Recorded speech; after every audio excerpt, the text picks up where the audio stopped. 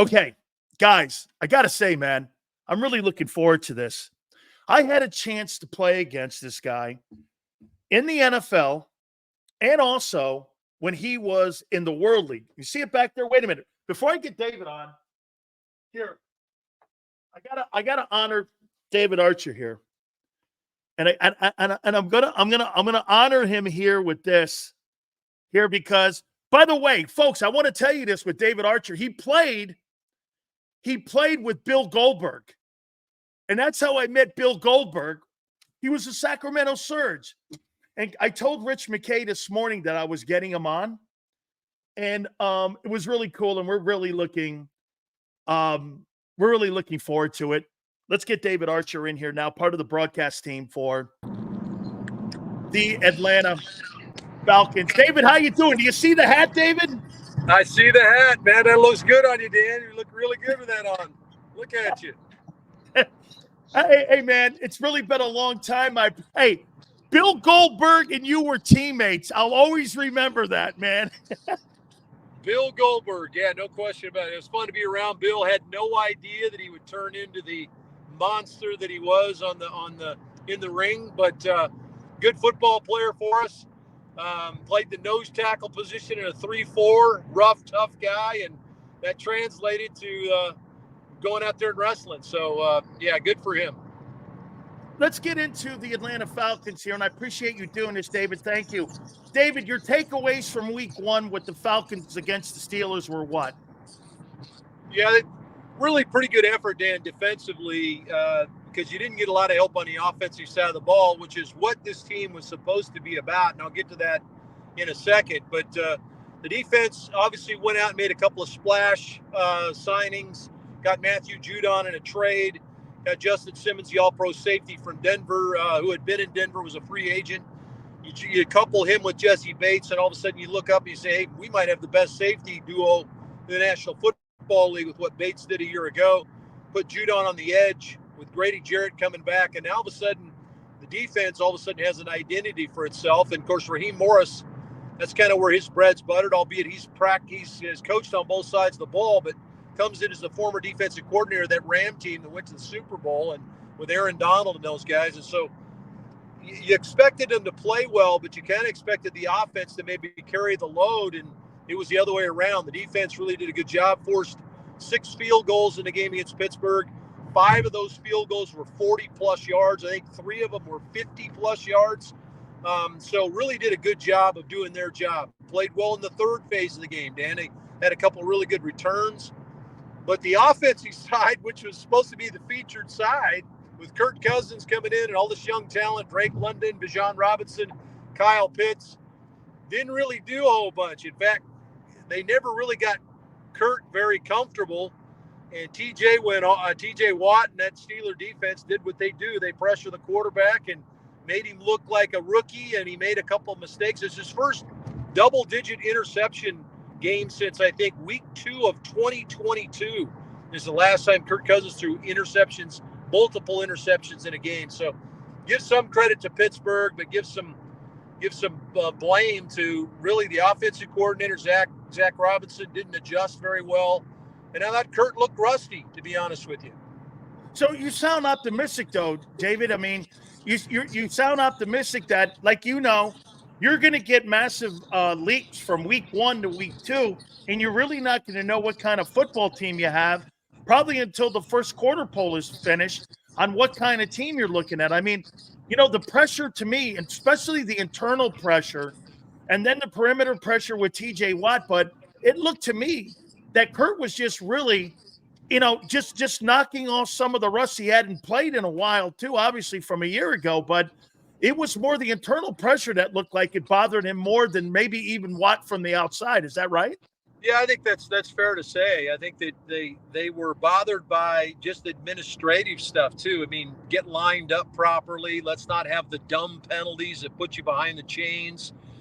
They faced 9 third down situations against that Steeler defense, and 6 of the 9 were 10-plus yards. So, as well as I do, watching Steelers down through the years, you're not gonna have a lot of success against a Steeler defense if you're lined up 3rd and 10 plus every time. with Watt and Highsmith and Hayward coming after you, and then that back end with Mika Fitzpatrick and those guys roaming around taking the football away, it's going to be a long day. And as it turned out, that's exactly what it was for Atlanta. Were you impressed, and have you been impressed with what Raheem has brought to the defense? Because, as you know, he's going to come out of the Tony Dungy school of that Tampa 2 style defense. And to me, the key to that defense will always be the linebacker play. The two safeties that you have with Justin Simmons and obviously Bates, you got a pretty good corner and Terrell out there too. That defense, do you believe that it will be improved, and what kind of scheme that Raheem believes brings to the table? Because I'm with you. I thought they really boxed in Pittsburgh offensively. Not that Justin Fields is going to frighten anybody throwing the ball down the field, but that defense I thought showed up. Yeah, I would agree with you, Dan. I thought that they did a good job. And that linebacker core, we had some question marks about coming into the season. Caden Ellis, who came over from New Orleans a year ago, took over at the middle backer spot, played extremely well, had 122 tackles a year ago. We drafted Troy Anderson out of Montana State, and he got hurt last year, and so you had to play a guy that nobody'd heard of, Nate Landon. Landman ends up having 110 tackles. And then you draft J.T. Bertrand out of Notre Dame, who'd been there 5 years and led them in tackles for 3 straight seasons with a captain. Those guys all played well in the preseason, especially Bertrand, the youngster who played a ton. And you look up and you say, wow, I really like our linebacker core now. And so you incorporate that with what you're talking about with Jimmy Lake and the synergy he has with Raheem Morris and what they're doing defensively. They drafted along the defensive front. Ruka Rororo comes in from Clemson. Brandon Dorlus. Those two guys, to tell you how deep they are on the defensive line, those two guys are both inactive in week 1. You know, they've got enough guys to where they can rotate in there. And so I think you like where that group's going. But make no mistake, this task this weekend, Dan, is completely different than what they faced. We faced kind of a nondescript wide receiver core a weekend ago. You know, George Pickens is a headliner there, but you couldn't really name anybody else in that group. This Eagle group's got, they got 3, maybe 1 number ones with Johan Dotson coming in the trade to couple with, Devontae Smith and AJ Brown. So it's a different task. And then you've got a quarterback that creates some problems that similar to what you just saw this last weekend, and probably more accomplished as a passer than Justin Fields. So this feels like a completely different animal with a really good offensive line that this defense is going to face. A couple more questions for you here, David. Am I wrong when I say that when I watched the second half of that game, and I went back and watched it, obviously, because Monday, that's who they're playing here. But, I mean, they got away from Robinson a little bit, didn't they, in the second half? I thought he was more of a factor in the first half of that game because he's a clone of Saquon Barkley. I mean, almost 1,500 yards a year ago in total offense. I mean, he's got the potential, not saying that Desmond Ridder was going to light anybody up there. But, I mean, with a better quarterback like Cousins, you're looking at potentially a guy who could be a 2K total yards guy. I mean, do they have to get him more involved in the game plan?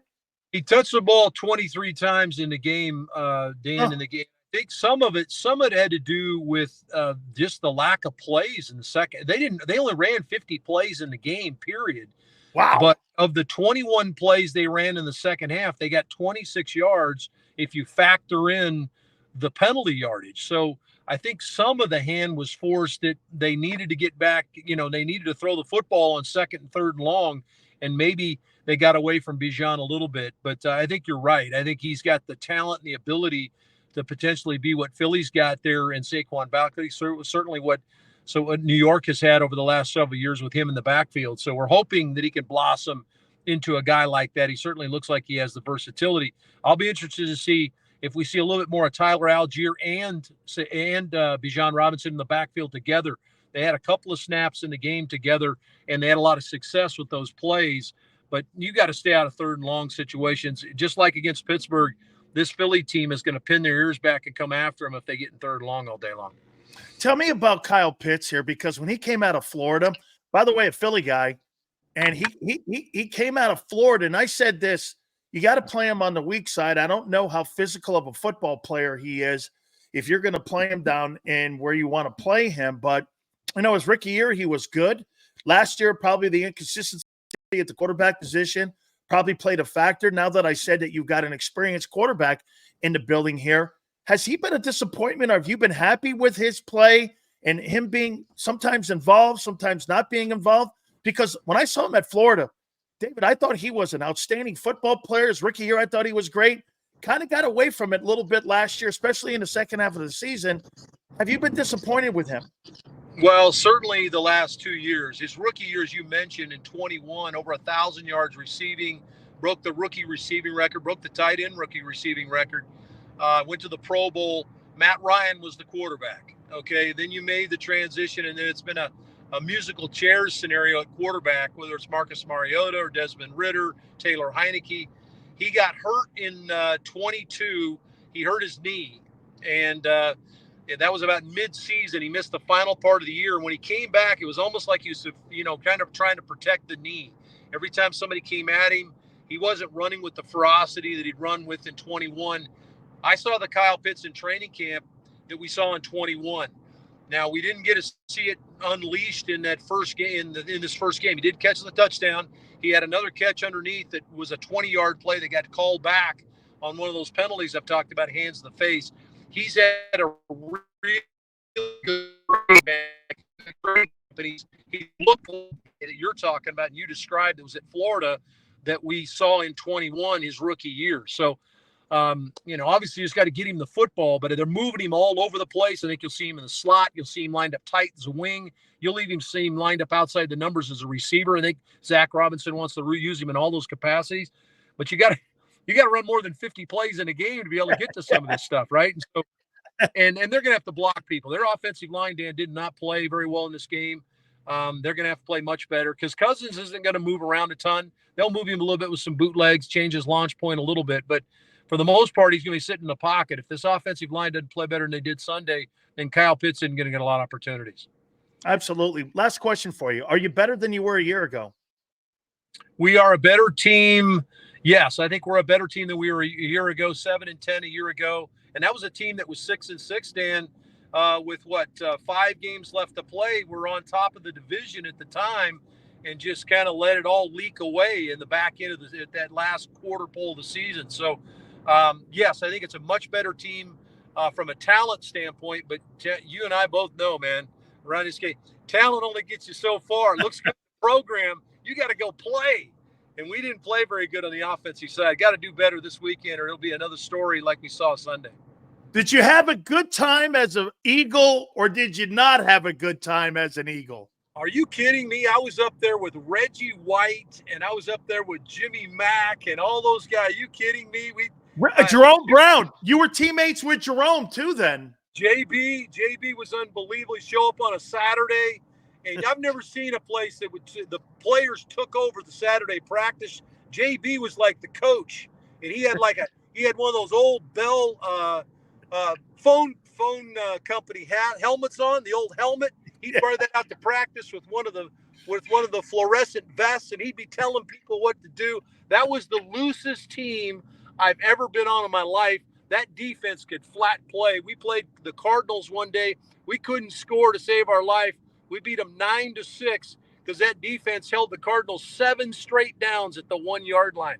Those guys were unbelievable, man. What a great time that was. You make sure when you see Rich McKay, you make sure you tell him I said hi. Thank you so much for doing this, David. Have a great broadcast.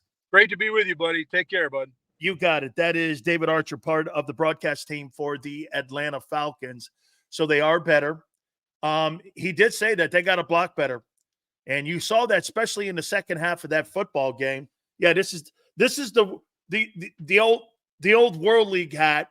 This is the World Bowl that he and I played. This is where I met Bill Goldberg, too. So hit the like button. Where are we on the like list right now, my friends? Atlanta is better 100 years ago.